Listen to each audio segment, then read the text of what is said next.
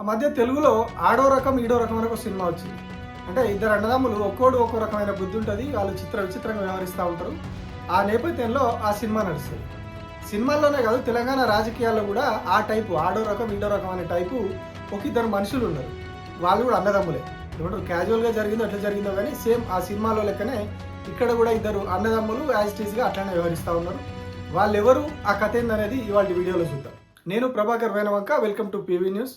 ఎవరైనా మన ఛానల్ని సబ్స్క్రైబ్ చేయకపోతే వెంటనే సబ్స్క్రైబ్ చేయండి. అట్లాగే ఆ బెల్ ఐకాన్ కూడా ప్రెస్ చేయండి. వీడియో నచ్చితే మీ ఫ్రెండ్స్కి కూడా షేర్ చేయండి. ఆ ఆడో రకం ఈడో రకం అన్నదమ్ములు ఎవరో కాదు, రాష్ట్ర మంత్రి కోమటిరెడ్డి వెంకటరెడ్డి, ఇంకొకరు ఆయన తమ్ముడు కోమటిరెడ్డి రాజగోపాల్ రెడ్డి. వీళ్ళిద్దరూ ఎంత వెరైటీ అంటే తెలంగాణ రాజకీయాల్లో వాళ్ళ హిస్టరీ అంతా తీస్తే ఒక సినిమా తీయొచ్చు. వాళ్ళు రోజు రోజు వ్యవహరించే తీరు, రోజు ఒక కొత్త సినిమా అవుతుంది. సీరియల్ తీసిన అయితే డైలీ సీరియల్ అయిపోతుంది. అంత విచిత్రంగా వీళ్ళ రాజకీయాలు ఉంటాయి. ఒకరేమో మంత్రి, ఇంకొకరేమో మంత్రి కావాలని భంగపడినవారు. దీన్ని ఇంకొక రకంగా చెప్పుకోవచ్చు. ఒకరేమో మంత్రి అయి నేను డమ్మీగా ఉన్నా అని చెప్పుకొని బాధపడుతున్న వ్యక్తి, ఇంకొకరేమో నేను మంత్రి కాకుండా నన్ను డమ్మీని చేసిరు అని చెప్పి బాధపడుతున్నటువంటి వ్యక్తి. ఇట్లా అంటే వీళ్ళ విషయంలో ఒక్క అంశమే రకరకాలుగా ఉంటుంది వీళ్ళ దాంట్లో. చాలా కన్ఫ్యూజన్గా, గజిబిజిగా. అఫ్ కోర్స్ ఆయన పేరు కూడా గజిబిజి గోపాలం అని పెట్టిరు అనుకోరు, అది వేరు విషయం. సో ఇట్లా చాలా డిఫరెంట్గా ఉంటాయి. సో వీళ్ళిద్దరు అన్నదమ్ముల గురించి ఒక్కొక్కరి గురించి ఇప్పుడు మాట్లాడుకుందాం. ఇప్పుడు ప్రత్యేకంగా వీళ్ళ గురించి ఎందుకు మాట్లాడుకోవాల్సి వచ్చింది అంటే, కోమటిరెడ్డి వెంకటరెడ్డి రాష్ట్ర మంత్రి, సినిమాటోగ్రఫీ శాఖ మంత్రి. సినిమా ఇండస్ట్రీకి సంబంధించిన నిర్ణయాలు ఏవైనా కూడా ఆయన ద్వారానే జరగాలి, ఆయనకు తెలిసి జరగాలి. కనీసం ఆయన ద్వారా జరగకపోయినా ఆయనకు తెలిసి జరగాలి, కనీసం ఆయన నోటీస్లో ఉండాలి. కానీ రాష్ట్రంలో ఏది కూడా ఆయనకు తెలియకుండానే జరిగిపోతా ఉన్నాయి సినిమా ఇండస్ట్రీకి సంబంధించి. ఆనాడు పుష్ప సినిమా ఇష్యూ కావచ్చు, ఇప్పుడు రీసెంట్గా ఓజీ సినిమా ఇష్యూ కావచ్చు, ఇవన్నీ కూడా ఆయనకు తెలియకుండానే, కోమటిరెడ్డి వెంకటరెడ్డి తెలియకుండానే నిర్ణయాలు జరిగిపోతూ ఉన్నాయి. నిర్ణయాలు జరిగిపోయిన తర్వాత అది పెంట అయిన తర్వాత అప్పుడు ఆ అపవాదం ఏదైతుందో అది వెంకటరెడ్డి మీద పడతా ఉన్నది. ఇప్పుడు ఏం జరిగింది, ఓజీ సినిమాకి, పవన్ కళ్యాణ్ నటించినటువంటి ఓజీ సినిమాకి బెనిఫిట్ షోలకి కావచ్చు, టికెట్ల రేట్లు పెంచుకోవడానికి కావచ్చు, వీటన్నిటి మీద రాష్ట్ర ప్రభుత్వం అనుమతిస్తూ ఒక జీవో రిలీజ్ చేసింది మొన్న. దాని మీద కొందరు హైకోర్టుకు పోయారు. రేట్లు అట్టెట్లా పెంచుతారు, సినిమా రేట్లు కరెక్ట్ కాదు అని చెప్పి హైకోర్టుకు పోతే, మీరు ఏ లెక్కన రేట్లు పెంచారు, ఎవరో బెనిఫిట్ కోసం బెనిఫిట్ షోలు ఇచ్చారని చెప్పి హైకోర్టు చెడామడ అరుచుకున్నది. ఇంకా దాని మీద విచారణ జరుగుతూ ఉన్నది. సో దాంతో అప్పుడు ఇష్యూ కోర్టు దాకా పోయి చివాట్లు పడేసరికి మంత్రి బయటకు వచ్చారు. బయటకు వచ్చి ఆయన అసలు విషయం బయట పెట్టారు ఏంటంటే, అసలు నాకు తెలియకుండానే టికెట్ల రేట్ల పెంపు జరిగింది, అట్లాగే బెనిఫిట్ షోలు అంతా కూడా నాకు తెలియకుండా జరిగింది. హోంశాఖకు సంబంధించినటువంటి అధికారులు ఎట్లా పర్మిషన్ ఇస్తారు నాకు తెలియకుండా అని చెప్పి ఆయన ఇప్పుడు వచ్చి బాధపడతా ఉన్నారు. నన్ను డమ్మీని చేసిర్రు, నన్ను అసలు ఎటుగానోని చేసి నన్ను ఆగం చేస్తూ ఉన్నారని చెప్పి ఆయన ఇప్పుడు బాధపడతా ఉన్నారు. గతంలో పుష్ప సినిమా అప్పుడు కూడా సేమ్ పరిస్థితి జరిగింది. నాకు తెలియకుండా జరిగిపోయింది, అట్లా జరిగింది, ఇట్లా జరిగింది అని ఆ తర్వాత మాట్లాడింది. తెలంగాణలో కాంగ్రెస్ గవర్నమెంట్ ఉన్న రోజులు బెనిఫిట్ షోలు ఉండే, టికెట్ల రేట్లు పెంచుకోవడాలు ఉండే అని చెప్పేసి కోమటిరెడ్డి వెంకటరెడ్డి చెప్పిండు, ముఖ్యమంత్రి రేవంత్ రెడ్డి చెప్పిండు. కానీ కొద్ది రోజుల తర్వాతనే ఇంకో సినిమాకి రేట్లు పెంచుకోవడానికి అవకాశం ఇచ్చారు, ఇప్పుడు ఈ సినిమాకి అవకాశం ఇచ్చారు. అంటే ఒక మంత్రి అసెంబ్లీ సాక్షిగా చెప్పింది, ఒక ముఖ్యమంత్రి అసెంబ్లీ సాక్షిగా చెప్పింది బయటకు వచ్చేసరికి అమలు జరగట్లేదు. మరీ ముఖ్యంగా కోమటిరెడ్డి వెంకటరెడ్డి చెప్పింది మాత్రం సినిమాటోగ్రఫీ శాఖలో ఏ మాత్రం కూడా అమలు జరగట్లేదు. ఆయన చెప్పినవి ఆయన మాట ఎవరు వినట్లేదు. అసలు ఆయన ఒక మంత్రిగా పేరుకు మాత్రమే ఉన్నారనేది ఇప్పుడు బయట వినిపిస్తున్నటువంటి మాట. ఎక్కడ కూడా ఆయనకు నిర్ణయాల్లో కానీ వేటిలో కానీ ఆయనకు అసలు ఏమాత్రం పాత్ర ఉండట్లేదు. ఆయనకు కనీసం ఇన్ఫర్మేషన్ కూడా ఇవ్వట్లేదు ఎవరు అనేది అక్కడ వాళ్ళు ఉన్నట్టు ఆ డిపార్ట్మెంట్లో ఉన్న వాళ్ళే చెప్తా ఉన్నారు. ఎక్కడ జరుగుతూ ఉన్నది మరి ఏమున్నా కూడా దిల్ రాజు ముఖ్యమంత్రితో మాట్లాడతాడు, ముఖ్యమంత్రి ఆ పక్కనే ఉన్నటువంటి రోహిన్ రెడ్డితో మాట్లాడతాడు, రోహిన్ రెడ్డి ఆ పక్కనే ఉన్నటువంటి సినిమా ఇండస్ట్రీ వాళ్ళతో మాట్లాడతాడు.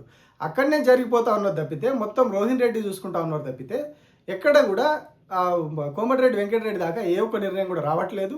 ఈయనకు అసలు ఏమాత్రం అవకాశం కల్పించట్లేదు. కేవలం ఈయన డమ్మీగా అట్లా గుసబెట్టారు మంత్రి అని చెప్పి అంటా ఉన్నారు. సో మరి ఈయన మంత్రి పదవి వచ్చి ఉపయోగం ఏమున్నది? నల్గొండ జిల్లా నుంచి నేను సీనియర్ను, నేను గతంలో మంత్రిగా చేసిన, ఇప్పుడు ముఖ్యమంత్రి కావాల్సిన వాడిని ఆయన చెప్పుకుంటా ఉంటారు. పాపం ఇక్కడికి వస్తేనో మంత్రిగానే ఆయన పని చేయనిస్తలేరు, ఆయన పని కూడా ఆయన చేయనిస్తలేరు, మొత్తం ముఖ్యమంత్రి చేసుకుంటా ఉన్నారు. ఇక కోమటిరెడ్డి రాజగోపాల్ రెడ్డి, ఈయనది ఇంకో రకం. ఈయన ఎట్లా అంటే మంత్రి పదవి వస్తుంది, నాకు హోంశాఖ మంత్రి పదవి వస్తుంది, ఏదో చేస్తా, కేటీఆర్ను జైలు వేస్తా, కేసీఆర్ను జైలు వేస్తా అని అసెంబ్లీలోనే మాట్లాడారు ఎమ్మెల్యే అయినాక. కానీ కట్ చేస్తే ఏం జరిగింది, ఈయన తోక కట్ చేసారు. మామూలుగా సినిమాల్లో కట్ చేస్తే అంటే ఏదో జరుగుతుంది, గొప్పగా ఏదో జరుగుతుంది, ఇంట్రెస్టింగ్ జరుగుతుంది. కానీ ఇక్కడ ఈయన తోక కట్ చేసారు. కంప్లీట్గా ఇప్పుడు ఆయన కాంగ్రెస్ పార్టీకి దూరం అవుతా ఉన్నారు. మంత్రి పదవి ఇస్తామని చెప్పేసి లాస్ట్కు ఆయనను తోక జాడిస్తే ఆయన పోయి ఎక్కడో పడ్డాడు. రివర్స్గా రేవంత్ రెడ్డి కూడా ఆయన మీద పంచలేస్తూ ఉన్నారు. ఆయన ఊరుకుంటాడా? రేవంత్ రెడ్డి మీద తిడతా ఉన్నాడు, ఇండైరెక్ట్గా గవర్నమెంట్ని కూలుస్తా అంటున్నాడు. తాజాగా ఆ RRR విషయంలో అయితే ఒకవేళ రేవంత్ రెడ్డి సర్కార్ మాట వినకుంటే సర్కార్ను దించేద్దాం, మనం ఈ సర్కార్ని దించేసి మనం ముందుకు పోదాం అని చెప్పేసి మాట్లాడుతూ ఉన్నాడు. అప్పటి నుంచి కూడా రేవంత్ రెడ్డి ఇచ్చిన ఏ స్టేట్మెంట్ అయినా సరే దానికి యాంటీగా మాట్లాడుతూ ఉన్నాడు. నేనే 3 సార్లు ముఖ్యమంత్రి అవుతా అంటే నువ్వు ఎట్లా అవుతావని చెప్పి మాట్లాడిండు. రేవంత్ రెడ్డి అన్నాడు నేను 3 సార్లు నేనే ముఖ్యమంత్రిగా ఉంటాను అన్నప్పుడు ఈయన ప్రశ్నించాడు, నువ్వే 3 సార్లు ఉంటే అంత నీదే నిర్ణయం, కాంగ్రెస్ పార్టీకి అధిష్టాన నిర్ణయం తీసుకుంటుంది, ఢిల్లీలో ఉన్న పెద్దలు నిర్ణయం తీసుకుంటారు, నువ్వోడి 3 సార్లు నేనే ముఖ్యమంత్రి అని చెప్పుకోవడానికి అని చెప్పి.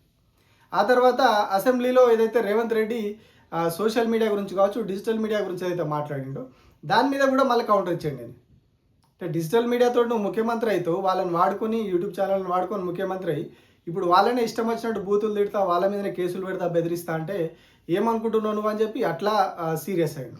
ఆయన కాంగ్రెస్ పార్టీలోనే ఉన్నాడు, కాంగ్రెస్ పార్టీ ఎమ్మెల్యేనే మునుగోడు నియోజకవర్గం నుంచి ప్రాతినిధ్యం వహిస్తూ ఉన్నాడు. కానీ ఇక్కడికి వచ్చేసరికి మాత్రం గవర్నమెంట్ కంప్లీట్గా యాంటీగా పోతా ఉన్నాడు. రేవంత్ రెడ్డికి, మరీ ముఖ్యంగా రేవంత్ రెడ్డికి లెఫ్ట్ హ్యాండ్ రైట్ ఇచ్చుకుంటూ పోతా ఉన్నాడు. ఇంకొక దిక్కు వాళ్ళ అన్న మంత్రిగా ఉన్నటువంటి కోమటిరెడ్డి వెంకటరెడ్డి మాత్రం ఆయనను శాఖలో, సినిమాటోగ్రఫీ శాఖలో డమ్మీగా చేసినప్పటికి కూడా రేవంత్ రెడ్డి చుట్టూనే తిరుగుతూ ఉన్నాడు. ఏం చేసినా ఎట్లా చేసినా పోయి రేవంత్ రెడ్డి దగ్గరనే ఉంటున్నాడు, తెల్లారలేస్తే రేవంత్ రెడ్డి ఇంట్లోనే ఉంటుండని చెప్పి కొందరు చెప్తా ఉన్నారు. ఇట్లా ఇద్దరు అన్నదమ్ములు చాలా విచిత్రమైన పరిస్థితికి వచ్చారు రాష్ట్రంలో. ఆయననేమో కంప్లీట్గా రేవంత్ రెడ్డిని అంటిపెట్టుకొని తిరుగుతూ ఉన్నాడు. మరి ఏం జరిగింది, ఎందుకు జరిగిందో తెలియదు, కంప్లీట్గా తెల్లారితే రేవంత్ రెడ్డి దగ్గరనే ఉంటుండని చెప్తున్నారు. రాజగోపాల్ రెడ్డి ఏమో కంప్లీట్గా రేవంత్ రెడ్డికి అగనెస్ట్గా పోతూ ఉన్నాడు. అంటే వీళ్ళిద్దరిది చాలా డిఫరెంట్ రాజకీయం అయిపోతూ ఉన్నారు తెలంగాణలో. గతంలో కూడా కోమటిరెడ్డి వెంకటరెడ్డి కాంగ్రెస్ పార్టీలోనే ఉన్నాడు అధికారం కోల్పోయిన తర్వాత. గత 10 ఏళ్ళ ఆ గ్యాప్లో వెంకటరెడ్డి కాంగ్రెస్లోనే ఉన్నాడు. కానీ రాజగోపాల్ రెడ్డి మాత్రం కాంగ్రెస్ పార్టీని వదిలిపెట్టి బీజేపీకి పోయిండు, మునుగోడులో పోటీ చేసి ఎలక్షన్లో ఓడిపోయిండు, బీభత్సంగా ఖర్చు పెట్టిండు ఆయన. పాప ఆయన జీవితంలో ఒక ఎలక్షన్కి హైయెస్ట్ ఖర్చు పెట్టింది మునుగోడులోనే అని చెప్పారు. ఆ బై ఎలక్షన్ వచ్చినప్పుడు ఆ మునుగోడులో ఆ స్థాయిలో ఖర్చు పెట్టి అప్పుడు ఓడిపోయాడు. ఆ తర్వాత మళ్ళీ ఎలక్షన్ టైంలో కాంగ్రెస్ పార్టీకి వచ్చి అక్కడి నుంచి ఎమ్మెల్యేగా టికెట్ తెచ్చుకొని గెలిచాడు. గెలిచిన తర్వాత కూడా ఎక్కువ రోజులు సంతృప్తిగా లేడు పాపం ఆయన. గెలవంగానే నాకు మంత్రి పదవి వస్తుంది అని సంబరపడ్డాడు. కానీ గెలిచి 2 ఏళ్ళు అవుతున్నా కూడా ఇప్పటివరకు ఆయనకు మంత్రి పదవి రాలేదు. దీంతో ఆయన అసంతృప్తితో ఉన్నాడు. ఇంకో దిక్కేమో వాళ్ళ సొంత అన్ననే కోమటిరెడ్డి వెంకటరెడ్డి ఆయనకు మంత్రి పదవి రాకుండా అడ్డుకుంటున్నాడు అని చెప్పి కూడా ప్రచారం జరుగుతూ ఉంది. వీళ్ళిద్దరికి అన్నదమ్ములకు కలిసే బిజినెస్లు ఉన్నాయి. వీళ్ళంతా కూడా కాంట్రాక్ట్లు, ఈ ఇన్ఫ్రా ప్రాజెక్టులు అవన్నీ చేస్తూ ఉంటారు. వీళ్ళిద్దరు కలిసే బిజినెస్లు చేస్తూ ఉంటారు, అంతా నడుస్తుంది. కానీ రాజకీయాలకు వచ్చే వరకు అన్నదో రకం, తమ్ముందో రకం. అన్న ఒక రూట్లో పోతాడు, తమ్ముడు ఇంకో రూట్లో పోతాడు. అన్న ఒకరిని మెచ్చుకుంటాడు, తమ్ముడు ఒకరిని తిడతాడు. అసలు ఎట్లా వీళ్ళు నిజంగా నల్గొండ జిల్లా ప్రజలు చాలా విచిత్రంగా మాట్లాడుకుంటారు వీళ్ళ గురించి. జగదీష్ రెడ్డి కూడా చాలాసార్లు చెప్తారు వీళ్ళ గురించి, చాలా సిల్లీ ఫెలోస్ వీళ్ళు అది అని చెప్పి మాట్లాడుతూ ఉంటారు. చాలా వ్యంగ్యంగా చాలా చెప్తారు జగదీష్ రెడ్డి వీళ్ళ గురించి.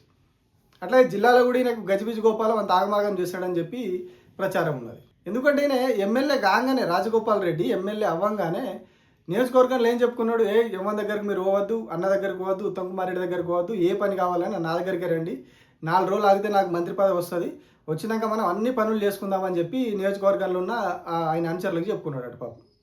చెప్పుకుంటే చివరికి ఏమైంది, 2 ఏళ్ళు అవుతున్నా కూడా ఇప్పటివరకు మంత్రి పదవి దిక్కులేదు.